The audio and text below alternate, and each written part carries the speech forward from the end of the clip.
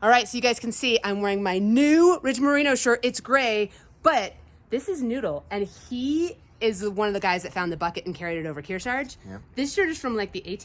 The AT, yep. The entire AT. And it's got holes in it, but he takes fabric from other people. So look, the blue shirt will live on. Yeah. This is also a tiny piece of my Osprey bandana right here. Yeah.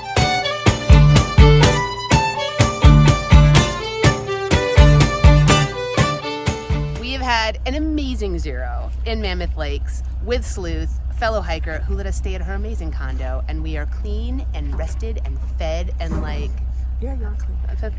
better than when you picked us up. A lot better. Okay, and we're heading back up. Here we go. So we are back on the PCT after a very short 3.5 mile side trail from Mammoth Lakes. We had an awesome zero in Mammoth Lakes, but I have to say, town food is wonderful, being clean is wonderful, laundry is great.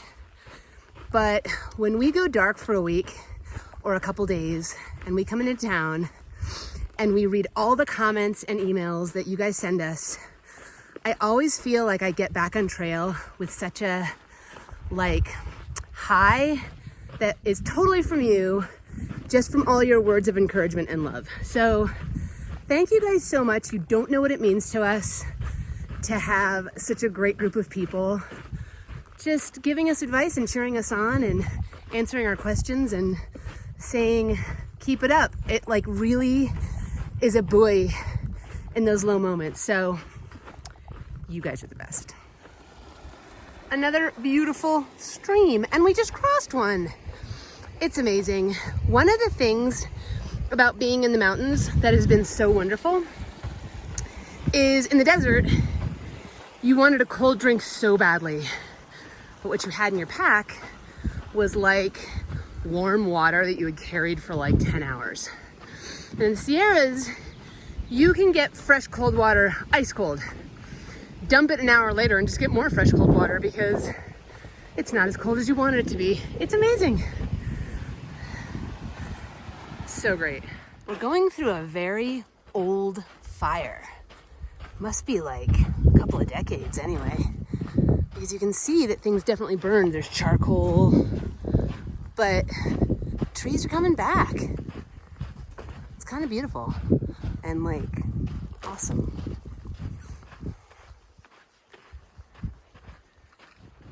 A PCT sign! We haven't seen one of those in a while. Is it weird seeing Chief with a red shirt on? Chief, how do you like your red shirt? I love my red shirt. She loves his red shirt. Lunchtime. What river is this? What river? Yeah. We don't know what river, but it's beautiful. We're having blueberry bagel with jam and trail butter. How is it? Ooh, baby. Sploop. Sploop. We are entering Devil's Postpile National Monument, and it's pretty cool. I can't wait to see it. We have taken the JMT detour to get really close to the rocks in Devil's Postpile National Monument because, as one of my best and dorky in the best possible way professors in college once told me, you cannot go wrong looking at rocks. That's pretty cool, but just wait, it gets better. All right, here you go. It's a challenge question right in the middle of the video. As somebody who teaches geology, I can tell you that these are columnar basalts, the same kind of rock formation you see in Devil's Tower National Monument. This is Devil's Postpile. Challenge question is, why do they look like that and how do they form? How do columnar basalts form into those cool stick-like shapes? This is what the trail has been like all day today. It is amazing. So in the desert, we were able to go mid threes, 3.3, 3.4 miles an hour. In the southern part of the Sierra, it is so rocky that you have to pick your way. And even with our best effort, there was days that all we could do was 2.5. So you'd hike for 2 hours and only go 5 miles. And today we're back to just cruising along and being able to just walk. And it feels so good. It is 4:30 and we are at Rosalie Lake and we have already pitched our tents. Early day. This was just too beautiful to pass up and I think we're gonna swim, so amazing. We have had the most chill evening. We got here, we got the tent set up, we had a swim, we dried off, we ate dinner, the lake is beautiful. It's starting to get a little mosquito-y here on the PCT, so we are going to jump in the tents and just journal and read, I think. Yep. QC's already in? Yep. Doing a water mission? Nice and cozy. Yeah. Nice. Getting the water for tomorrow. All right, it's day 55, and we are on the JMT, which is actually not cheating. It's still continuous steps because we're going to meet up with the PCT in a little bit, and we are going to Tuolumne Meadows today. This is Shadow Lake on the Muir Trail, and it is absolutely gorgeous. I bet that's a huge waterfall at the other end, huh? Amazing.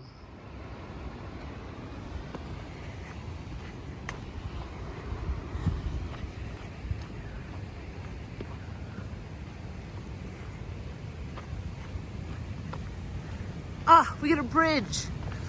I love bridges. Bridges are my favorite. This is cool. Wow.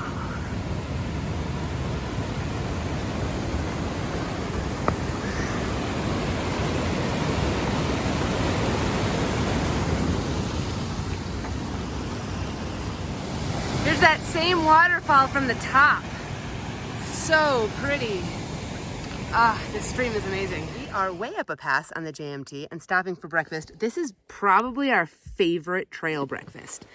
It's a cold soak overnight breakfast, but we don't cold soak it because we have bears. So we just get it cold soaking in the morning for like an hour and then we stop and eat it. And it's called Brave. And this is a peanut butter banana. And it is so full of like nutrients and nuts and flavor and chia seeds, and it's amazing.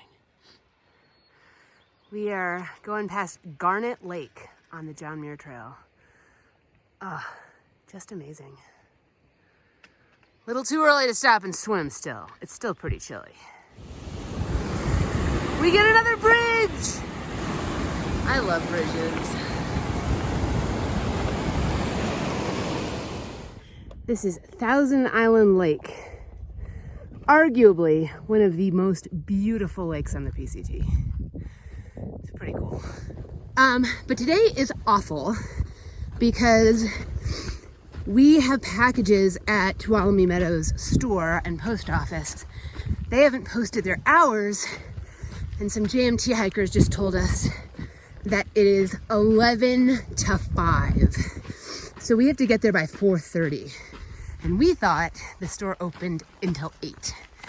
So we found that out with 23 miles left to go. And so we have just been booking it with no breaks, trying to maintain a 3-mile-an-hour pace, which is fine, except on EU Pass, the PCT was a river going up the whole way. Now here's the thing. You see that beautiful valley down there? That's the Lyle Fork of the Tuolumne River. Once we get there, we're gonna be able to like jog it in at 4 miles an hour. But I'm not very fast downhill, so we'll see how this goes. This is a little typical section of what the PCT is like in the Sierras, going up or coming down passes. It's just incredibly rocky, and you have to pick your way. When it's not incredibly rocky, there's these like 3-foot weighted step-ups, and you're constantly stepping on rollers and having to pick the exact right spot for your feet, and you just can't walk normal. And it's exhausting, friends. I'm ready for a break. I do have Twizzlers for this section, so that's one good thing I got going on. All right, so some of you were asking if it's all sunshine and roses out here. We had breakfast at 8 o'clock, and then we found out the Tuolumne Meadows closed at 5. It is 4:50, We have stopped for 10 minutes since then. I never want to do this again, ever. Like, holy smokes, you guys. 23 miles with a 10-minute break. Every single part of my body is in pain right now. But we made it, so that's good. It's day 56. We are in Yosemite National Park and heading north. This is a cool section because I've always wanted to do like Yosemite to Oregon, so into the unknown. And I think we're all a little bit worse for wear after our crazy Tuolumne Meadows sprint. But the result of it is that it's 7 a.m. and we've already got a mile or two under our belts instead of having to wait at the store until 11. And the reason we're kind of booking it right now and we have kind of mileage goals is we have Fiddle family in the Northern Sierra, and our Fiddle family is meeting us on June 15th for an epic PCT Fiddle Jam. And we have to get there for that. So we're definitely on a schedule, but it's a schedule for the best reasons in the world. So I was editing yesterday's video last night in the tent, and I can completely acknowledge that there was some unsteady camera work and it's a little bonkers. So before you go crazy in the comments telling me to settle it down, I'm telling you, it was a once off. I couldn't stop. And what I suggest is just sit really close to your TV or computer screen and pretend it's a Disney ride and be like, woo, and just enjoy. All right, we've got a beautiful view of some of the granite domes of Yosemite right there, which is really cool. The PCT and the John Muir Trail are no longer together. At Tuolumne Meadows, the John Muir Trail peels off. It goes right by this little pointy guy and then into Yosemite Valley. And the PCT continues north, so trail's on our own again. Oh, there's a beautiful shot of the Tuolumne River and the granite domes of Yosemite, or as we like to say, Yosemite. This is the beautiful Tuolumne River. Oh, look at this gorgeous bridge. And then off it goes that way.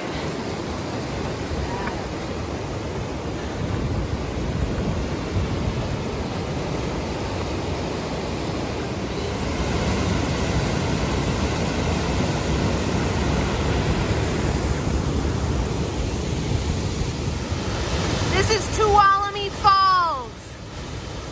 Pretty epic. Woo!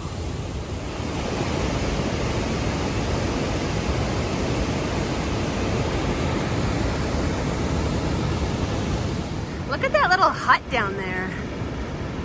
I wonder what that is. This is spectacular. Whew.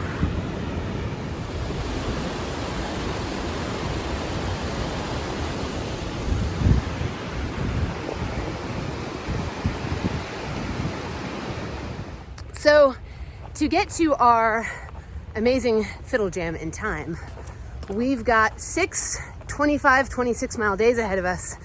And what works for us is we get up about 5:45. We break camp about 6:40. It's nice and cool. The mosquitoes aren't up yet. And we usually have like coffee and a bar in camp, and we get our breakfast cold soaking. And then we hike about 5-6 miles and stop for breakfast, which is perfect because at that point we're ready to take off gloves and hoodies because it's getting warm. And we've busted out 20% of the day. So that works. And we usually stay together for that first 5 to 6 miles. And then we kind of agree on a lunch spot that's usually 9 to 10 more miles. If we do a 3 mile an hour pace, that's usually 3 to 4 hours of hiking. So between 12 and 1. And that's nice because then we're 60% done with the day. And then we only have about 10 miles left in the afternoon. So typically on a 20-mile day, we can be done at like 4:30. On a 25, 26-mile day, we can be done by like 5:36. So it's not too terrible. It works. So we're in that stretch before lunch. We just came out of our breakfast break. Oh, this is amazing. Cruiser trail in a high alpine meadow with views, and like the mosquitoes are going away. So good. We are definitely still in the mountains. So we're gonna go way, way down, and then the very end of our day is gonna be up and over a pass. I don't like passes at the end of the day, you guys. I like to get them done and dusted.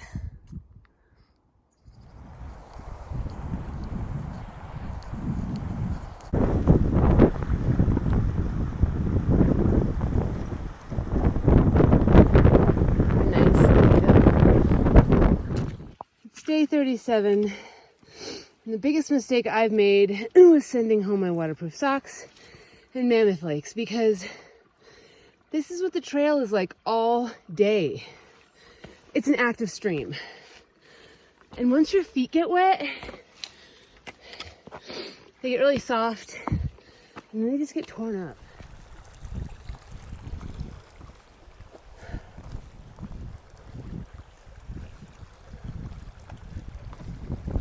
That's not a stream, that's the PCT. Yeah. This is the trail.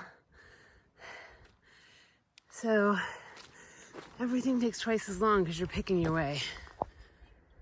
Cool, beautiful lake up here at the top of some pass we just climbed. I can't remember the names anymore. Look at these beautiful trees. We've had 4 big downhills and 3 big climbs, and the last big climb is coming up. And then we have a gradual climb, but gradual climbs are fine. It's just the really steep ones.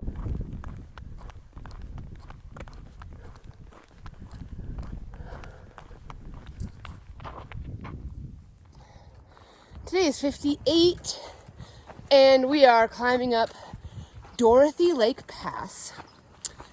And we're hoping to get to Kennedy Meadows North and Sonora Pass.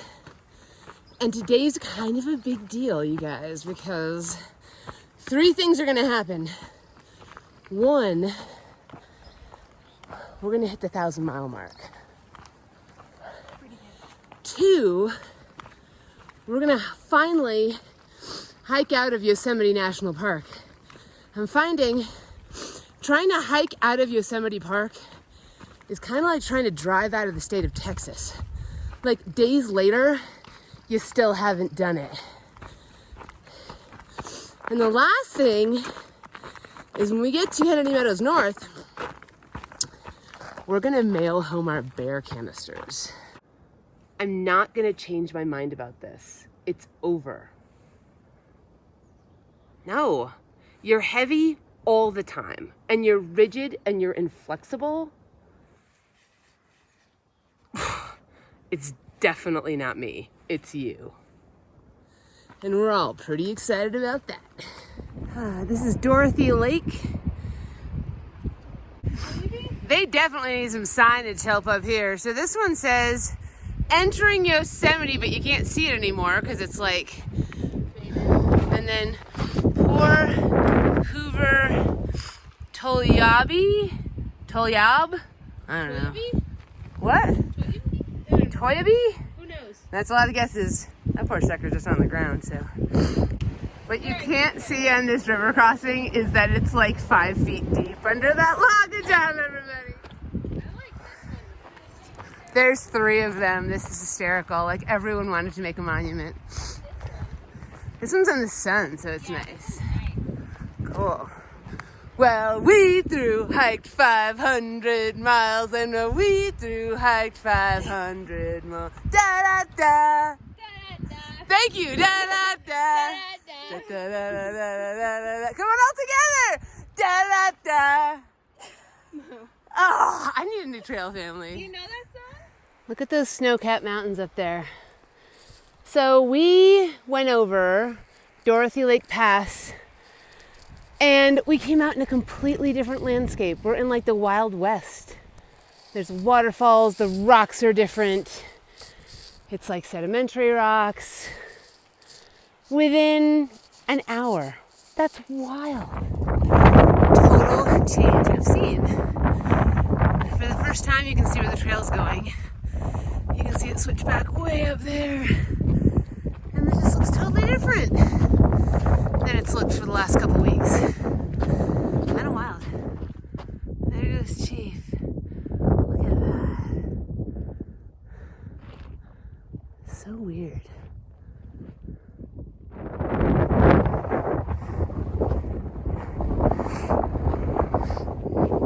It's also freezing up here. Like, we went across many of the passes in shorts. I'm wearing my mid-layer and my puffy. And my hat blew off, so I had to go back to my band. It's so cold. I seriously feel like we're saying goodbye to the Sierra right now. Like, if you had to draw a line, it's like, and that's where it ends. Sierra. Not Sierra. And we're going this way, so I think that's it. Bye, Sierra. You were amazing. I kind of feel like I'm on a different planet. What is this? We just came through this crazy notch in the rock on the other side, which are tall snowy mountains. And on this side, it's a whole new world. Like, hey, is that my future? Rolling hills? I'm in. I kind of dig you. Yeah. Look at this. Look at this rock notch we came through. Hey, last week we asked you, why no fires above 10,000 feet? And we got really, really great answers. Huge shout out to What If, Kelly, and Keena Bailey, who all three nailed it and wrote a really cogent response. And basically the answer is that the ecosystem above 10,000 feet, there's such narrow margins, it's such a harsh environment, and there's such a short growing season that if there should be a wildfire above that elevation, it would take many, many, many times longer for that ecosystem to bounce back. So now we know. And thank you so much. Solved the mystery.